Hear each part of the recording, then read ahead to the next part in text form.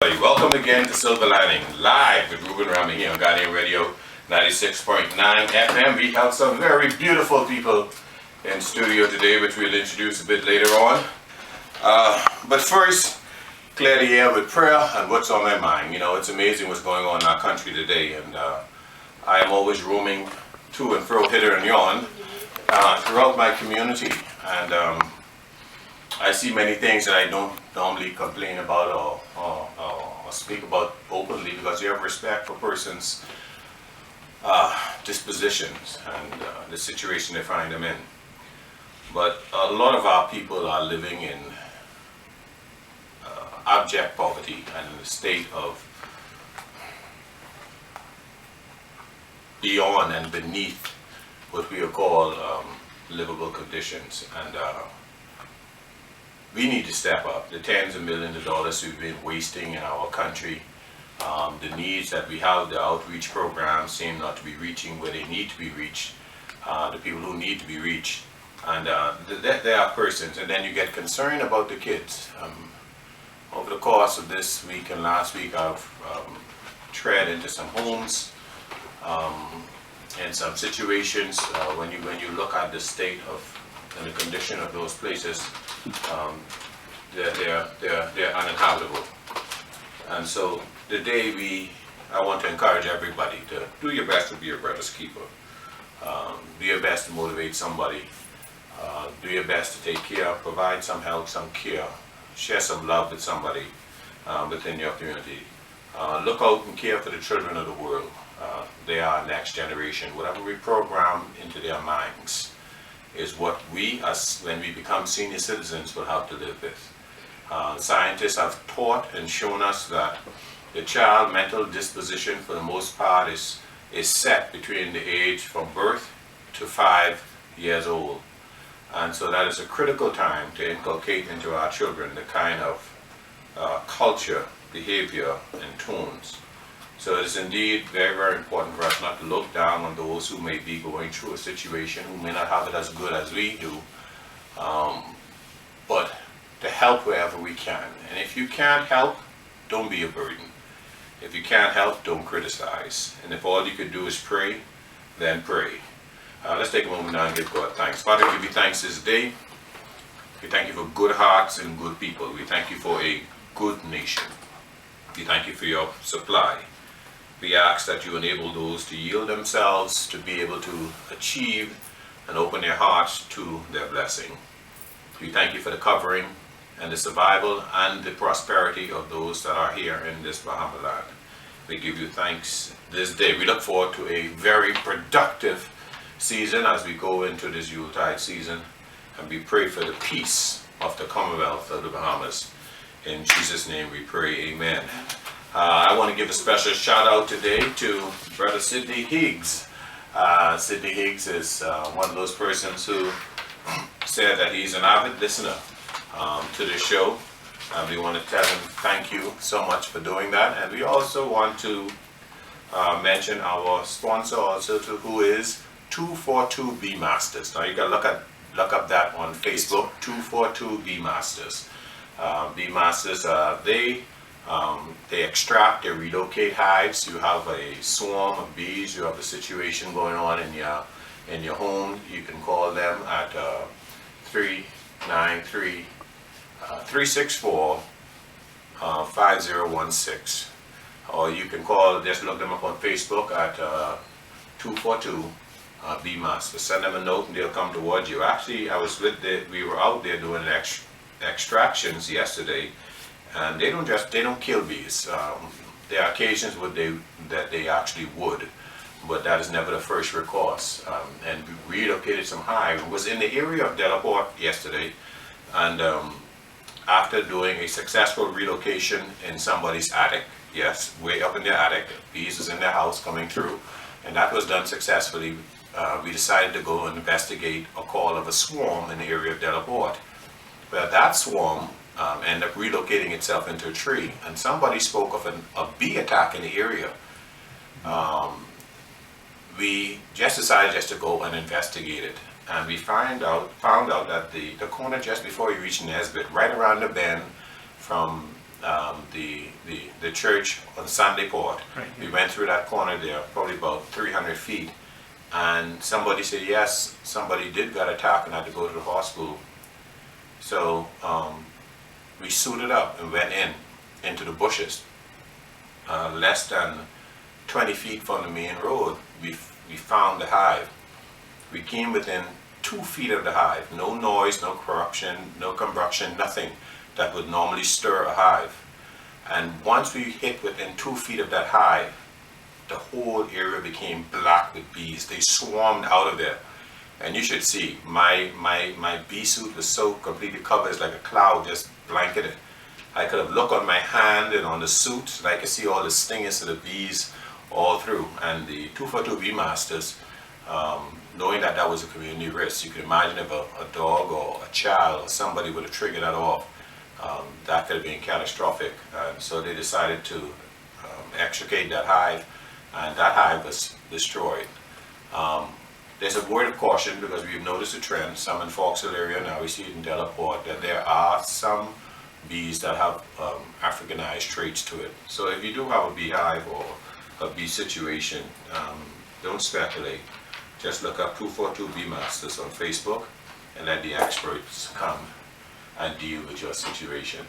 I have a very, very beautiful lady here looking at me in studio today, and a very, very handsome young man. And it is always good to see a father. And, you know, father means source. And indeed, this is a very, very dedicated man. I'm going to ask, let's start, they say ladies first. So I'm going to ask this young lady to introduce herself to us. Would you be so kind? Hi, I'm Zion Knowles, and I've been through a lot, and I used to be sick, but now I'm not, because God has helped me, and He believes in me, and I believed in Him. So He helped me, and now I'm feeling much, much better.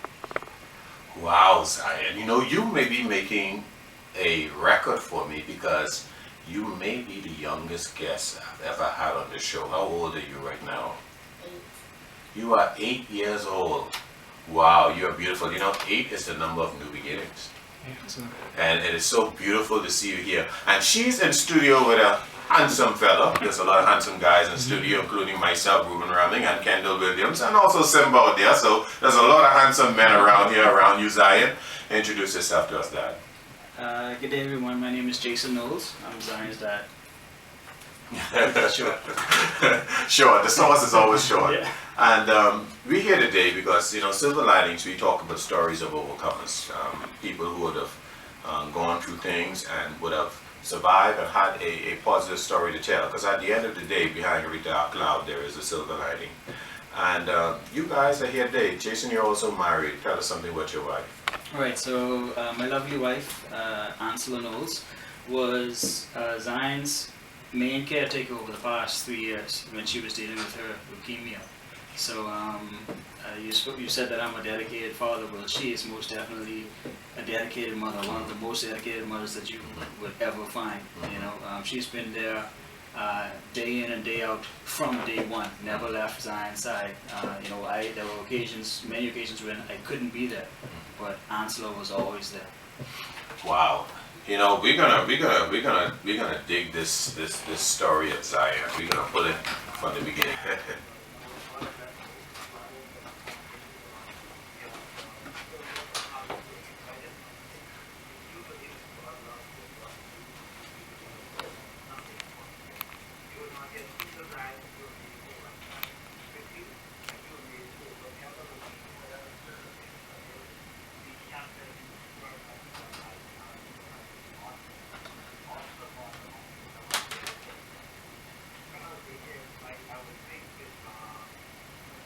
Mm-hmm. Mm-hmm.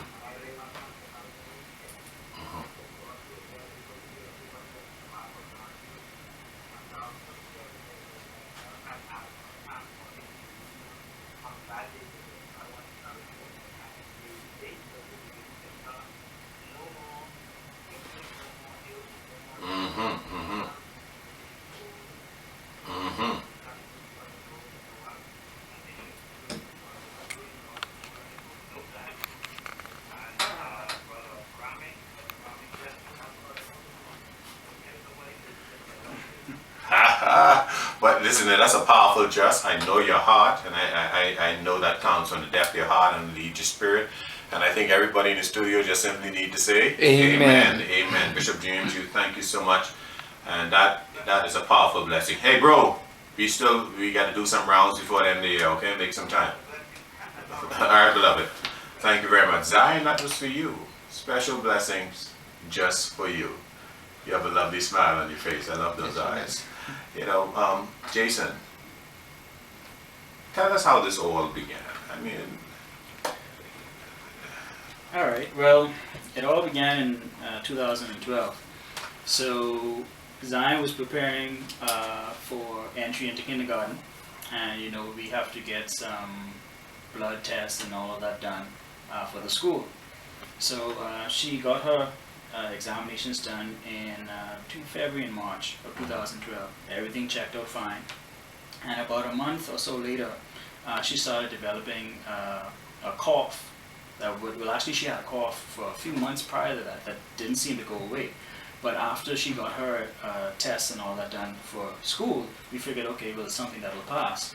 But it continued for another month or so, and then in May of 2012, she broke down with a fever came down with a fever that wouldn't break. And so we had to take her to the hospital, and we were told that, you know, she should get checked out by her pediatrician. And so that led to a series of tests over the next 2 or 3 months, up to the point of June when we were referred to a doctor who deals specifically with cancer in children. So when we were referred to her, she told us, you know, well, she thinks it may be, it could be a virus or it could be leukemia, and that, you know, further testing would have to be done. So as we prepared for that, you know, we were thinking, okay, well, Zion is a healthy child, active, you know, it can't be, you know, the worst. It's probably just the virus. Until June 30th, we got that news that, you know, from the result of the test that she had leukemia. ALL was the type, acute lymphoblastic leukemia. And yeah, so at that point, the world just came to a stop for us. wow. Wow, this is a very beautiful child. I could see from the time, you know, she's born, and you know, you're done thinking the Cinderella this, you done have the wedding plan, and your mind, everything else, and all these different things. So this would have been a major shock. How did your wife take that? Well, she took it really, really hard. She broke down immediately. I still remember when we were at PMH, when we were reading the results of the test, and you know, our doctors, you know, called us down the hall and took us to a room, and that walk felt so long, and it felt like it's almost chilling, because you anticipate that it's not good news, you know, because if it was good news, you would expect them to just come up and say it. But if they want to take you to a private room, you know, we were already considering that perhaps this was not the news that we were waiting to hear. And when she heard it, my wife just broke down immediately, you know, and the questions of why, you know, and how, you know, immediately they came out. And I was, you know, heartbroken myself, but I, you know, tried to maintain my composure, you know, for her, you know, and so yeah, she took it really, really hard. We both did, but especially my wife. You know, in times of power outages, you know, for those who are so fortunate to have it, a good generator takes a certain length of time. Some could take 30 seconds, some could take whatever else to kick in to restore the situation. How long do you think it took before your fate reaction kicked in? Well, I would say it took about a week. The reason for that is because of the circumstances we were still in at that time.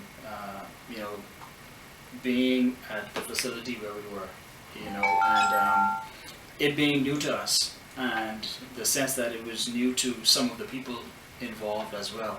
Not necessarily the doctors; they were all, you know, fully aware of how to handle the situation, but just everyone else around it. So when dealing with a situation like that, you want to be comfortable, or you want to be, assured that everyone else knows what they're doing and how to handle the situation. And that wasn't the first response that we got.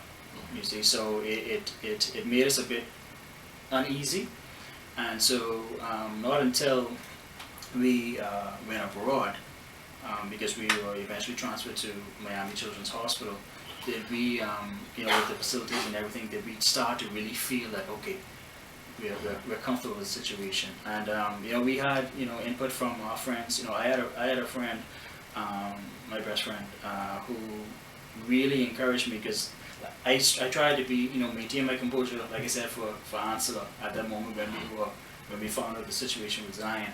But about an hour or two after that, I had to leave her in the room, and I had to go to him, because I needed someone else to tell me that it would be all right.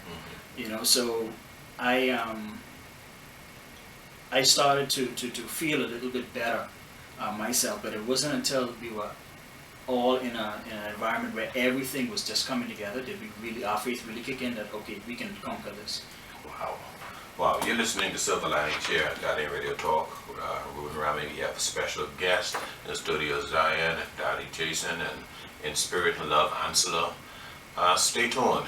We'll be right back.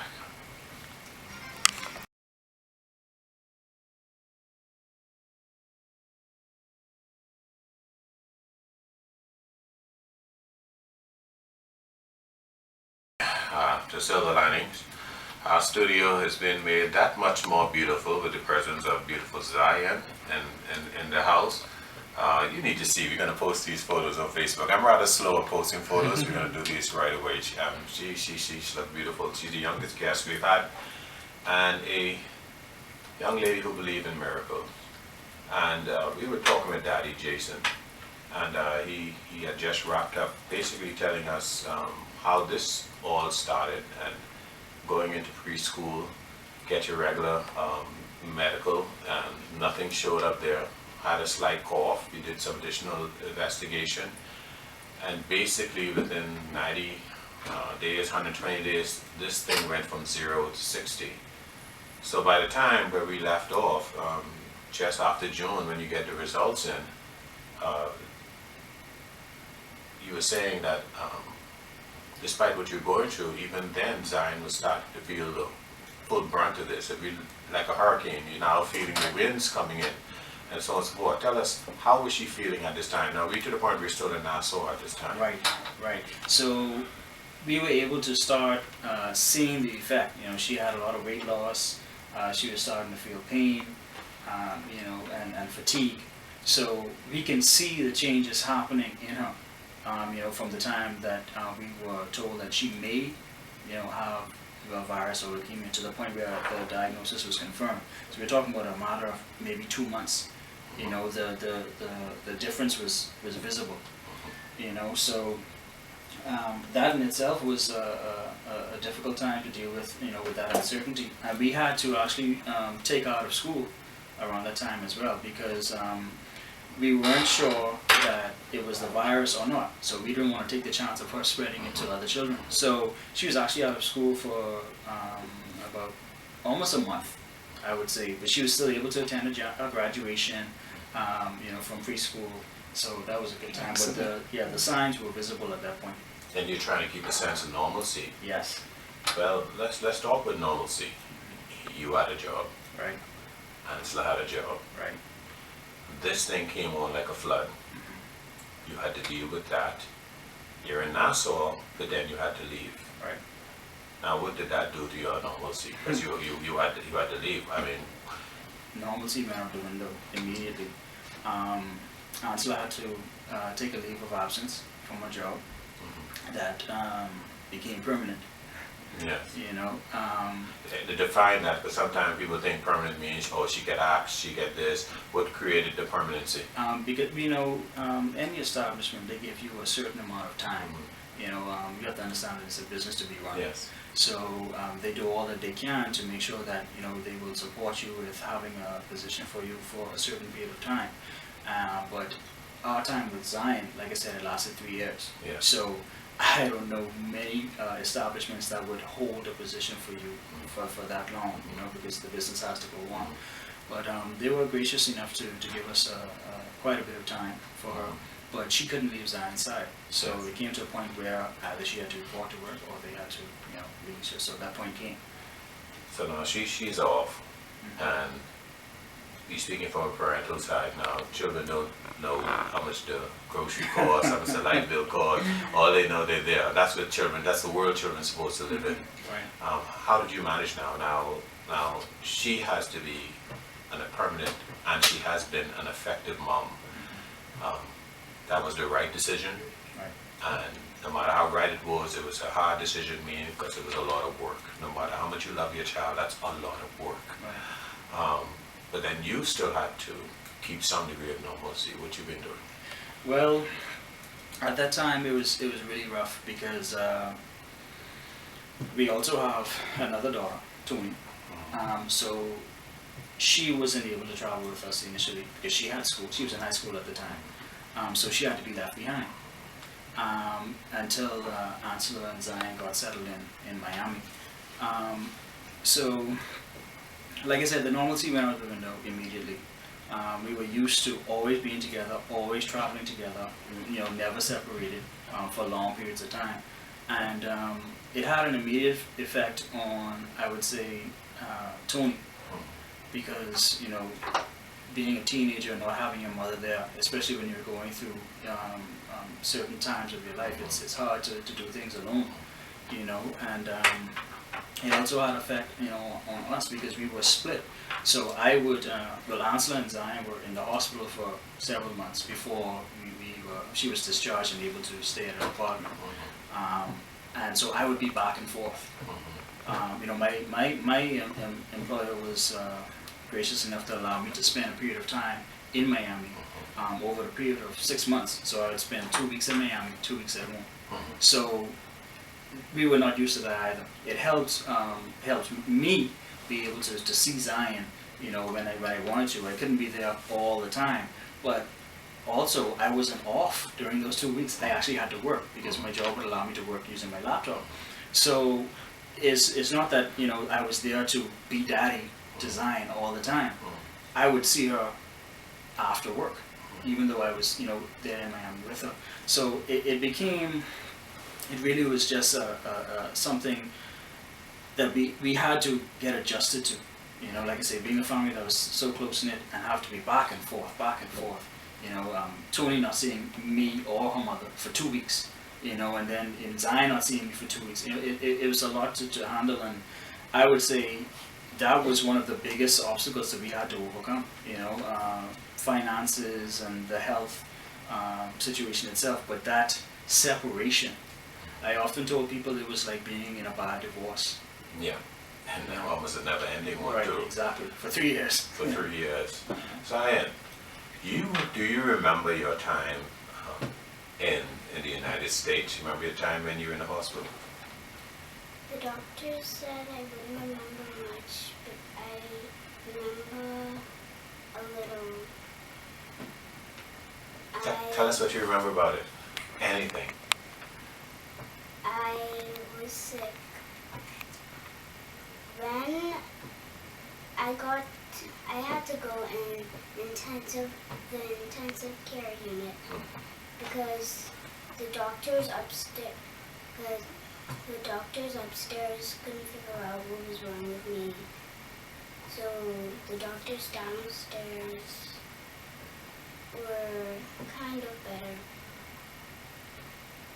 And I had to get a lot of medication, and then they sent me back up so I had to stay in the hospital for a long period of time, and that's all I remember.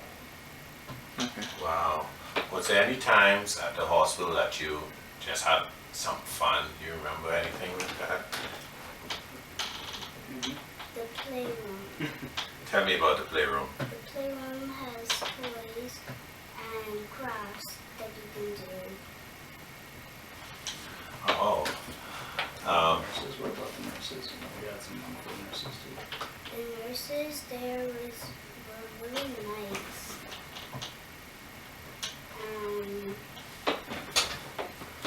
That's all I can Okay. Let me ask you a question. This question is like a game called Good Day and Bad Day.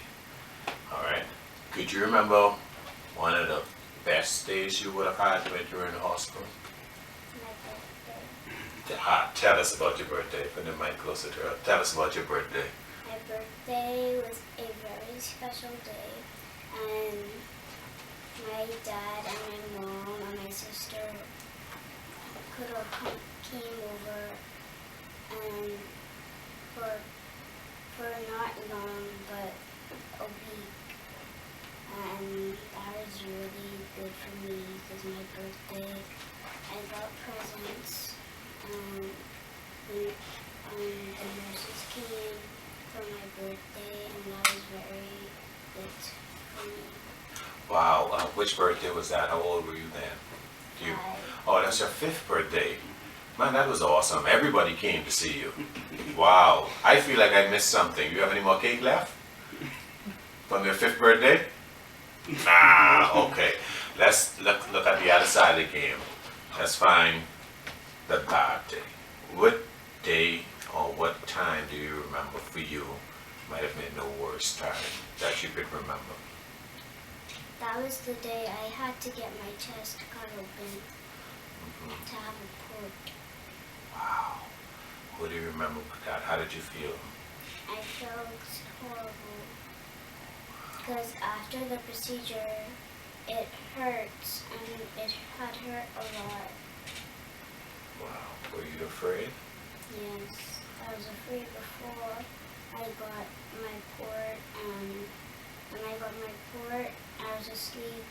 I was glad that I was asleep, but when I came out of the procedure, it was hurting and I couldn't take it. Wow. Who was there with you? My mom, Your mom? How does she look? she's brown. And she has beautiful eyes and she has a wonderful smile. Wow. And you got to see when you came out of the surgery and you woke up, you get to see the beautiful face of your mom. She was with you all the way? Yes, sir. Wow. You must really love your mom. Yes, sir.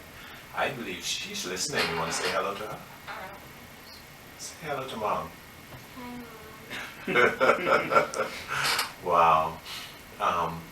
You know, you've shown that there's a silver lining in good days and in bad days, because in your worst time, when you were asleep and you came up and you're feeling pain, although your mom couldn't stop the pain, you were able to see that beautiful brown skinned, beautiful eyed mother right next to you. And your family was able to travel miles and miles to come to celebrate your birthday because you're so important. Yes, sir. And the whole nation believed that you're important as well. Yes, sir. Wow, thank you for sharing that powerful, powerful time with us. Jason, you all would have had to deal with a lot of struggles. And I know, I've been a self-employed entrepreneur virtually most of my life. And I know when calamity comes and situations come upon you, sometimes you find out that insurance companies aren't really as much of your friends as you can think. Actually, I was tempted to do a show just on my daughter who had a car accident. The car got written off. And what it reignited in me that a lot of insurance companies, they're thugs. They're thugs. See, I'm pausing because I'm having traumatic experience thinking about them. How was you able, from a financial perspective, how were you able to deal with this? Because obviously this is no take an aspirin, go home and sleep type situation. This is not go get some virology and $20 over the counter type situation. How were you able to deal with this? We understand that your wife, and we give good credit to her employment for giving her above and beyond time, but she had to spend time with her daughter, so that's a source of income cut off. You were trying to hold a fort with your income. you have also another daughter and family situation and expenses. You almost, with this situation that you have dealt with and overcome, because we're professing positively, it costs you to almost create two homes, because you had your home here to tend with, family to tend with, and family abroad to tend with, who were abroad and could not work. So it's a serious gravity and all these things coming. How, and think of persons who are going through a similar situation now, how have you been able to overcome? What did you go through financially with this situation? When I say you, obviously you're not speaking about your family. Right. Okay? Right. Well, I often tell my friend that I'm a budgeting guru. I got that from my mom. So that's one thing I was able to. I always had a good sense of budgeting, so we don't live above our means, so that helped a lot. However, I'll just take you through the timeline of when we were transferred over to Miami. Yes. We went over we were there from July 2nd. When 2012. Right, 2012. When she initially started a chemotherapy, lasted about 2 weeks or so, and then she had a reaction to one of the medications, right, which sent her into the ICU. That's what she was referring to. Yes. Right? She was in ICU for nearly a month. She was in it for about 3 weeks, then she came out and she had to go back in for like another week. So basically a month, right? That basically depleted our insurance that we had, which was $1 million insurance, right? $1 million. Right, so if you Gone. think about it from July, so basically by Christmas, we had by December of 2012, we had no more insurance. I gotta pause you there. From July to December, a reservoir of $1 million worth of insurance was gone. Gone. And so that's December 2012. Right. Okay, so that's 2013. Let's just get, when would you consider the situation was over? What year was this all somewhat dealt with? Not until this year. All right, so let's go back again. Right. From July to December, $1 million was depleted. Gone. Now you get all of 2013, 2014, virtually most of 2015. Right. All right. Now, you got to show us some miracle in there now. You got to find us some miracle in there. The miracle is God. I mean, honestly, that's all I can say. You know, as you pointed out, we were working off of one salary. This is, and I'm not making $1 million at work. Yes, yes. You know, so we of course started our fundraisers and all that. We started that actually in 2012 because after she came out of ICU and we found out how much we had left, we were like, okay, we have to get started. So we started our fundraising that year. We had a successful stakeout and a few other events that we had organized. However, they still weren't sufficient to contribute to the expenses that were piling up, not only already there, but oncoming. So by the grace of God, we were put on to an organization in Miami that could possibly help provide insurance coverage for Zion. But there was skepticism because we were not U.S. residents. So, for just off the bat, we were told, okay, we're just, trying this out, but we don't believe you're going to get it because you're not U.S. residents, all of this, So we did it anyway. And we were fortunate enough to get accepted. Wow. This came about, I would say about March and April of 2013, which was after she had relapsed, because we felt that after she started the chemo that she would be fine. All the doctors were confident, everything. It's a high cure rate for this type of leukemia and all that. So we started to feel a little comfortable because she started doing really well, But when she relapsed, that's when we basically hit rock bottom, because no more insurance and we had to start everything over again. And so just, we were able to get that assistance from the organization in Miami. And at that point, we were advised that she would need to have a bone marrow transplant. And we were fortunate enough that, that organization was there to carry us through for that period of time when she got a transplant. However, at the end of 2013, that was also maxed out. Yeah. So then we had to face 2014 and this year, So needless to say, there's only so much budgeting that you can do before you get overwhelmed. At this point, we still have about $500,000 outstanding, but I look at it this way: Zion is still here with us, so that is something that we can deal with. The most important thing to me at that time was for her to just be healthy again, and I'm just thankful that by the grace of God, whenever there was an obstacle that came up, something just always came at that moment to help us get through it. And we got some support from persons here in the Bahamas as well, who reached out to us, to provide some financial assistance as well. But I would say it's really hard, to get financial assistance, because I think just because of the mentality that a lot of people have here, in the Bahamas, that's a really challenging sport that we had to deal with, because a lot of people, they care, but the support that you would kind of expect, I don't want to say expect because you shouldn't have expectations put expectations on people, but you would at least hope, that people will come out and support, especially with it being a child, but we found that everything is not as it would seem or as you would hope it to be.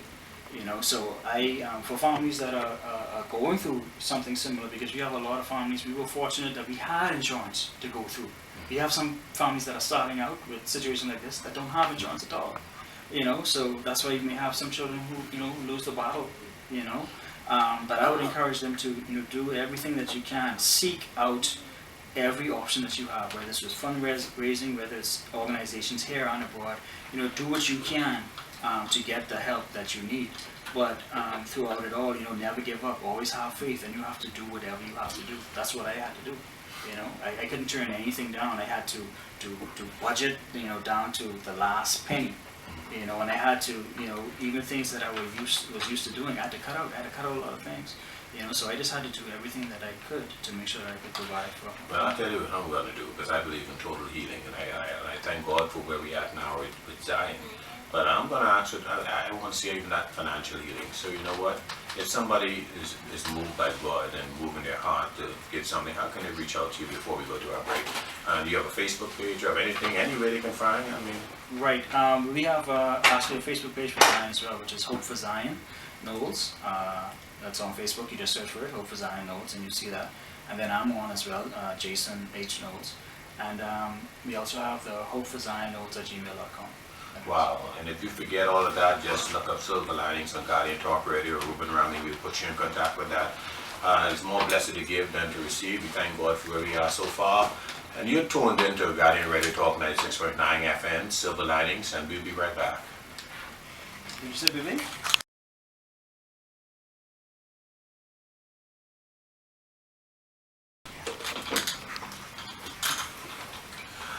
Welcome back to Silver Linings. Ruben Raming here on Guardian Radio 96.9 FM. We have in studio with us Jason and the beautiful princess Zion.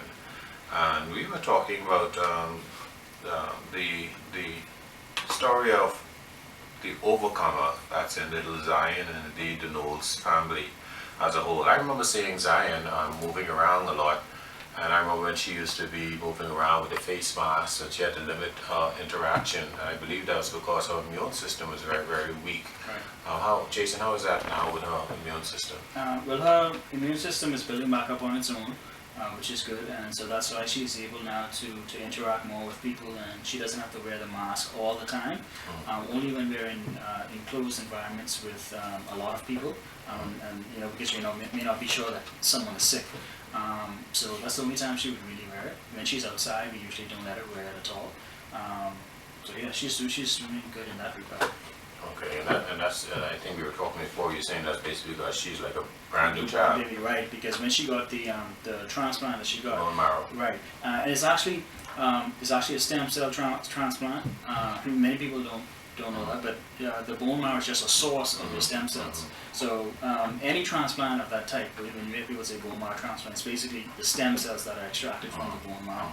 So she actually got her stem cell transplant from umbilical cord.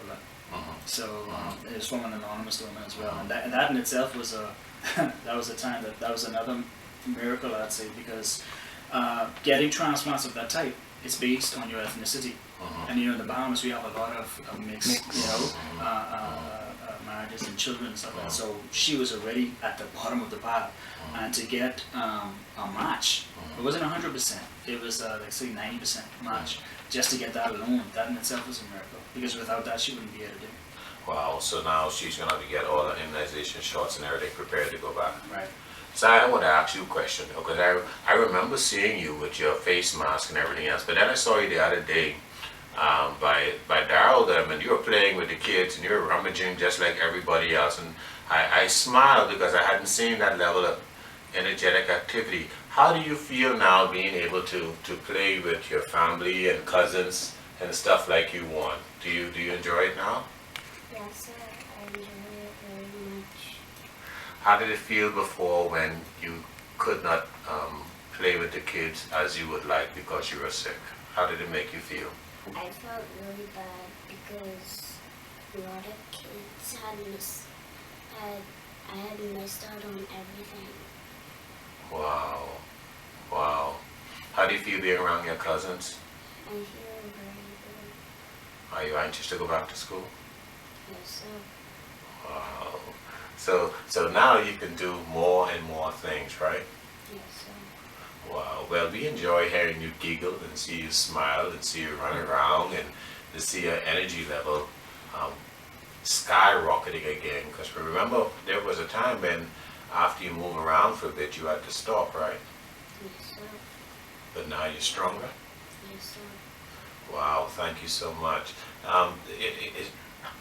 People need to see to understand the joy and the passion. But you know what I like about you all, Jason, those.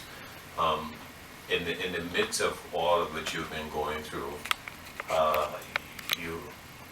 you had not become so focused on your situation that you became blinded or desensitized to other people's situation.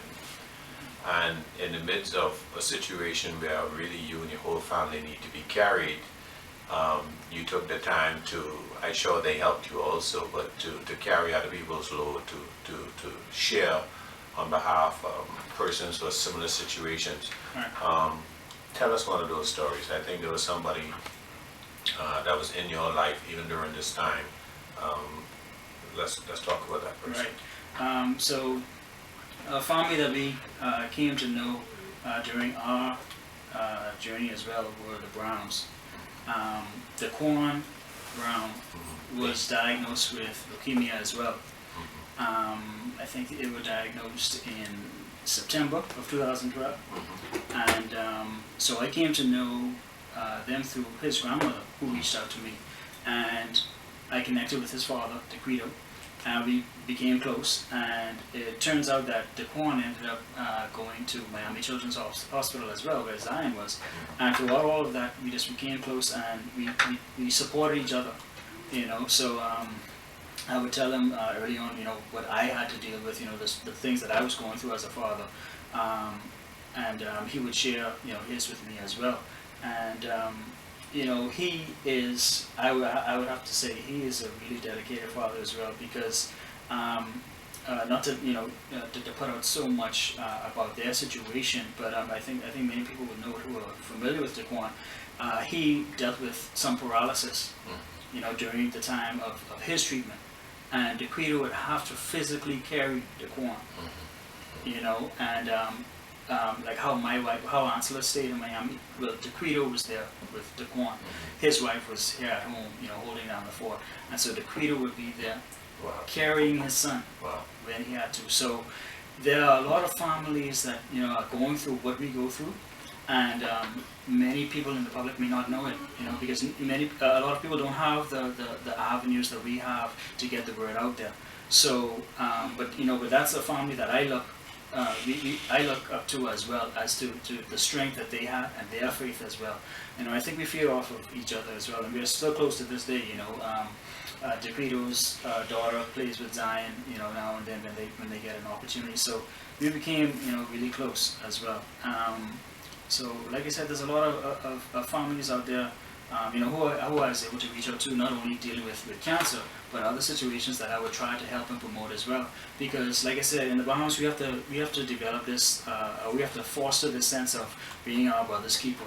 you know, and although I was, you know, concerned even before Zion was diagnosed, I was concerned, you know, with helping out when I could. Her situation really opened my eyes as to how many people out there are not getting assistance. You know, so it really endeared me towards, you know, helping others when I can. I may not be able to do it financially, but, you know, I always try to support, whether it's spreading the word, giving new ideas on fundraising, or, you know, other things like that. You know, just to help other families out, because there are a lot of people out there who are dealing with what we're dealing with, and even worse situations. So what would you say is the silver lining in all this situation? Now we understand you got another $500,000 to go. Your child is acting like a normal child. You know, the energetic, the moving around, you know, and everything else. So you have your baby back. Now you need to finish restoring your life. In all of this, what is the silver lining? I mean, speak to the nation, speak to the people who's going out there. What is the silver lining, and what advice would you give persons who would be faced with a similar situation? Well, anyone faced with this situation or anything, you know, any struggle or any challenge that they're dealing with, what I would say is, one, never give up hope, right? Two, you have to realize when you're in a situation that you have no control over. A lot of the times people lose hope because they feel that they're not doing something right. There are times when you have to realize that you're not in control of the situation, and you have to give it up to the person that is. So you have to have your faith in God, and you have to just leave everything up to him. To him. That doesn't mean that you don't do anything. You do your job, but you leave everything else up to him. Right? So that's what I would encourage people to do as well. The silver lining is life. And my situation is life. Like you said, Zion is back, she's healthy again. And that's my silver lining. All of the struggles, all of the financial hardship, everything that we had to go through as a family, we were able to see the silver lining from the moment she got her transplant. You know, our silver lining was Zion is going to get better. Yes. You know, so in the midst of all the struggles, even after she got her transplant, all the complications she had numerous complications. That even to this day we're still dealing with some of them. But our silver lining was we had that hope Zion is going to get better. We believed. Wow, and Zion has gotten better. And now my silver lining is that I want that bank account to get better as well. So again, if anybody moved in their heart towards that, again, look up on Facebook for Zion. What's the Facebook account they can track you guys down with? Hope for Zion Knowles. That's on Yes. Facebook, right? Or just simply ask the silver linings. You know, there are people out there. There are people out there who has the ability. It's just a matter of a voice going into their hearts and speaking to move them. And so we speak life and completion over you guys in terms of the process that you're going through, to Kwan and his family and everybody else that's going out there. And in that vein, I want to remind the nation that St. Paul's Baptist Church is starting their revival to start today. Veronica Wright will be the first speaker. And in connection, we'll be talking about the last 2 nights, which will be on Tuesday and Wednesday. Canetta Ferguson, who was a woman who was divinely healed of cancer, will be ministering at a revival at St. Paul's Baptist Church in Burnet Road, Forks Hill. I want to remind you of our sponsors, 242 Bee Masters. If you have any situation involving the swarms, bees, extractions, removal, do feel free to give them a call. And again, I want to invite everybody that's interested in taking some time and doing some word study with us on Wednesdays. Just look us up on Facebook, and you can come and study with us with the Word of God. But I want to remind the nation that the Lord is good, and His mercies are everlasting, and His truth endured to all generations. So wherever there is a dark situation, a rough situation, look to the hills from where it come into your help, because behind every dark cloud there is a silver lining. And you have a good day.